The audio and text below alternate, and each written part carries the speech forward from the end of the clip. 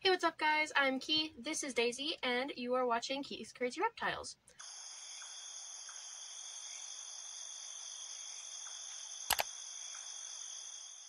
In this video, we are going to be talking about how to quarantine reptiles properly.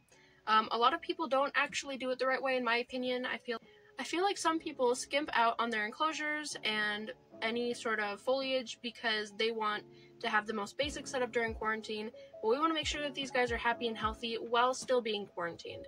So, first up, we need to figure out the tank. Before you even get your reptile, you need to figure out what the tank is going to be set up like. You figure out what you're going to put them in. It can be a tank, it can be a bin, as long as it's a decent size. And if it's going to be smaller, you have to make sure this isn't going to be their permanent enclosure. I'd recommend for leopard geckos at least a 20-gallon long minimum for the quarantine bin or the quarantine tank. I don't know exactly what that would be in a bin quarts. I'll put it up on the screen here. But you just want to make sure that they have a decent size because they're going to be in this for 1 to 2 months depending on how long you quarantine them.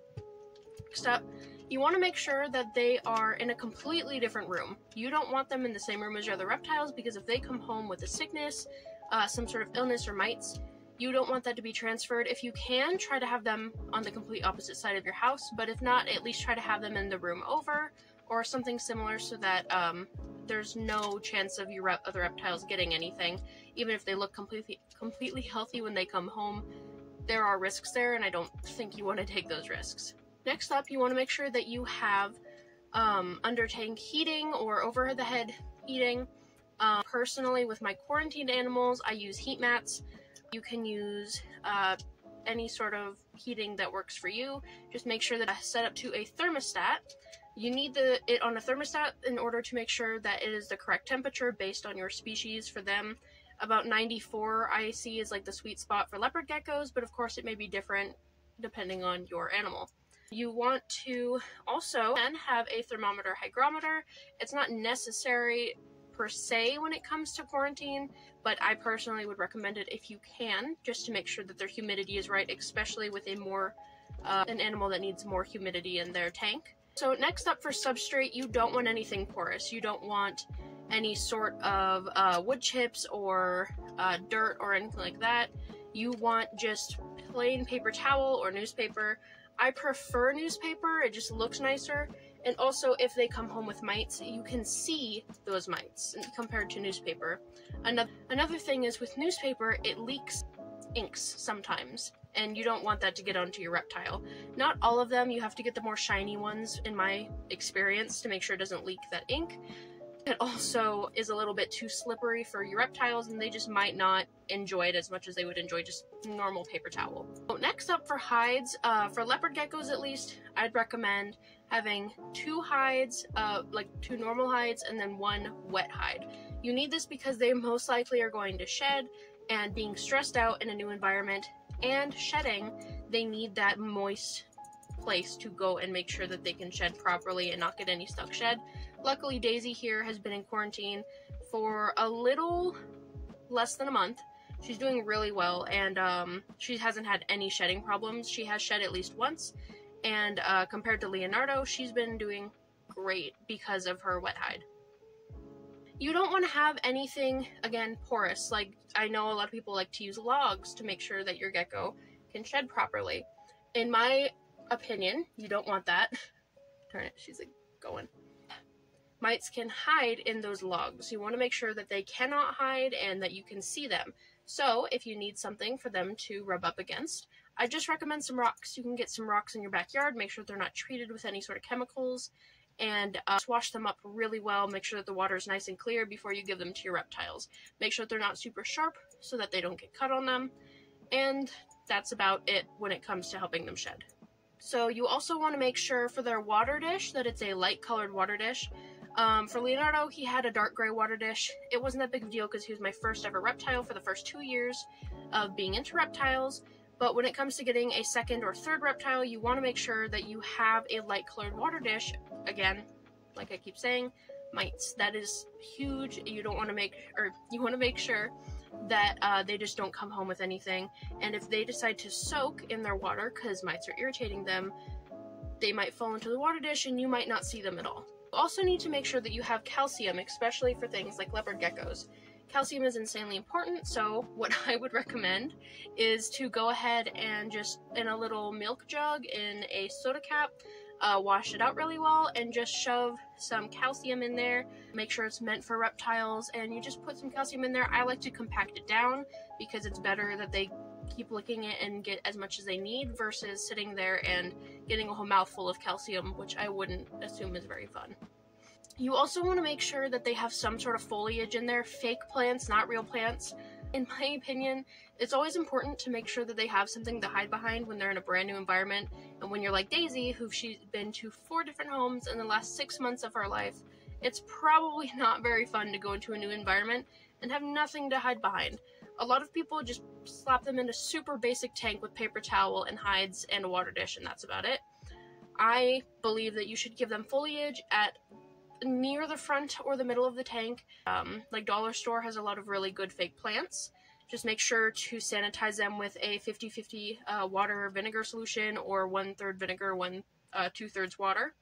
But you want to do that in order to make sure it's nice and clean, and then set them up in there. A lot of people make it basic, but for their own comfort and stress, you want to make sure that that stress is down.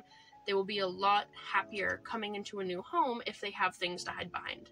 Next up, step 2 is receiving your reptile. So first thing you want to do, as long as they're calm and they aren't super like antsy or anything like that, you want to go ahead and check them over. First thing I did while she was in her travel bin in the car is I checked her over. I made sure that she didn't have mites or bugs or cuts or scratches or wounds on her. You want to check any sort of crevices behind their ears, under their armpits is a big one, under their chin might be something. If they're a snake, you want to make sure to just check in between the scales. You don't need to move around their scales, just look, make sure that you don't visually see anything hiding in between there. See anything weird with their mouth, if they're messing with their mouth, scratching weird, you see any sort of like mouth rot, you want to try to check their mouth very, very gently. Don't force it open or anything. Again, first day home, you don't want to stress them out, but just make sure that there's nothing wrong with their mouth if you think that there is. You want to check their toes and their tail to make sure that there's no tail rot or toe rot.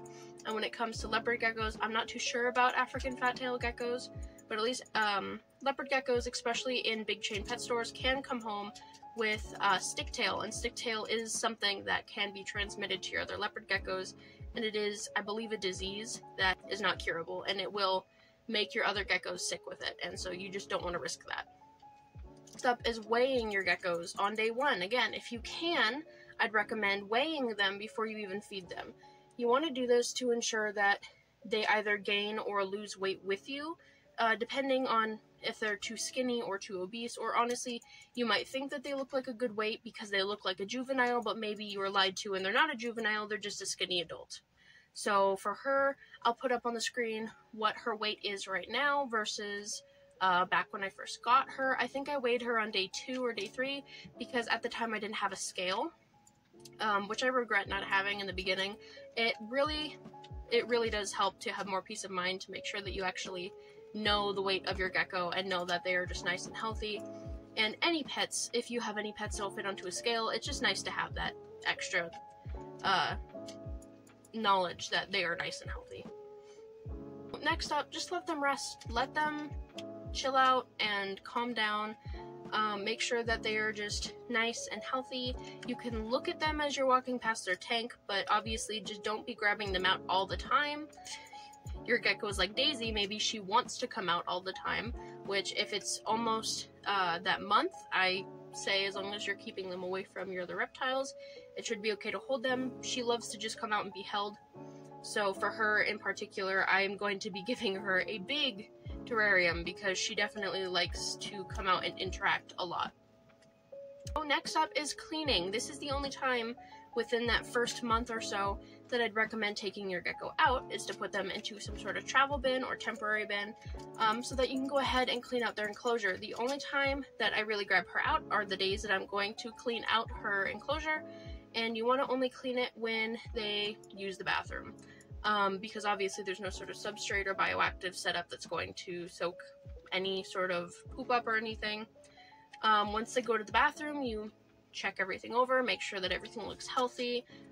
Depending on your species, it might look different, but you want to just make sure that they aren't dehydrated or that they don't have anything weird going on. Cleaning it out to use a vinegar water solution, like I said. This is just the best way to do it. I personally don't buy reptile tank cleaners. It feels like a waste of money, but also on top of that, I don't want there to be any sort of chemicals that are bad for them. Just vinegar, apple cider vinegar with water, best way that you can do it. Okay, so next is to check all the hides if needed. Just when you have your basic hides, your basic plastic hides, go ahead and check them over. Make sure that they don't have any sort of bugs hiding on them, and if they don't, for me personally, I don't sanitize the hides. You can if you would like to, but I don't sanitize them with vinegar or anything because it seems to make make my geckos, Leonardo and Daisy, when they were in quarantine, it makes them not feel as grounded, I guess. Makes them feel a little more uneasy when they don't have their scent on their hides. So unless I see anything weird going on, I won't mess with their hides, except for their wet hide, the wet paper towel that's in the bottom of their wet hide. I will go ahead and swap that out. Next up is just check for any sort of shed. If you have a snake or a lizard that shed while you are there, check their wet hide, see if they have anything left over. And also just make sure that you check your gecko over as well. If they're okay with being held, that's great. If not, just try to check them over in their travel bin while they're in it while you're cleaning. Make sure they don't have anything stuck through their toes, their tail, their nose, around their eyes, in their eyes, or anything like that, because you want to make sure that they have just everything off and that they're not stressed out or anything. What I like to do is, if they don't get that shed off when they're done shedding, wait 24 hours, and if it's still not off, then you can assist them, but a lot of the time they will get it off in that amount of time on their own so that you don't have to stress them out. Okay, so lastly, what we're going to talk about is just why it's important to quarantine your reptile. Again, like I said, parasites are huge. You don't want that to get onto your reptiles. Mites, parasites, they're very hard to get rid of once you have them. So that's a huge reason why you want to quarantine them. Another thing is also for the own stress of your reptiles. You don't want them to be in a loud, noisy room. Although reptiles themselves aren't super noisy, maybe they have a misting system. Maybe you have some bearded dragons that like to run around and cause a lot of noise. Or if you walk in and out of your reptile room all the time, that could also cause unnecessary stress. You just want to make sure that they're super healthy. And a big thing is, just because your reptile comes home and they look perfectly healthy doesn't mean within a day, 2 days, a week, they won't show their illness. They are prey animals. They are very good at hiding when they are sick. And so it's really important to just quarantine them for that amount of time and make sure that they are nice and healthy. And just like with them, you want to make sure that if you have 2 pairs of feeding tongs, even better. You go feed them with one, you feed your other reptiles with the other.